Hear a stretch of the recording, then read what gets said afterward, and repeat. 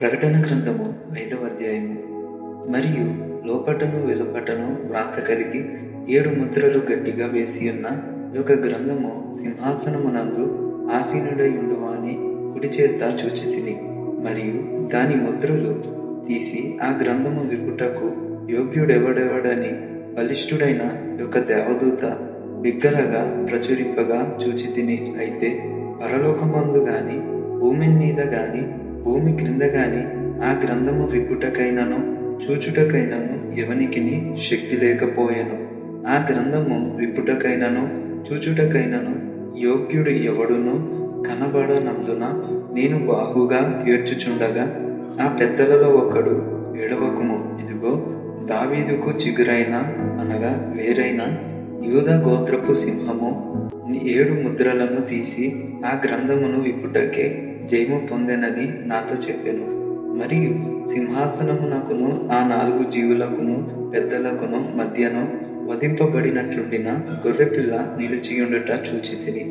ఆ గొర్రెపిల్లకు 7 కొమ్ములను 7 కన్నులు నుండెను.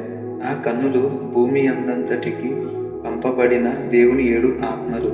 ఆయన వచ్చి సింహాసనమునందు ఆసీనుడై ఉండువాని కుడి చేతిలో నుండి ఆ గ్రంథమును తీసుకొనెను.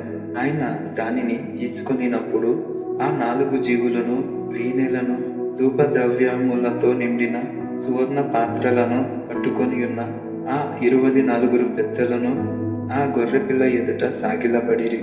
ఈ పాత్రలు పరిశుద్ధుల ప్రార్థనలు.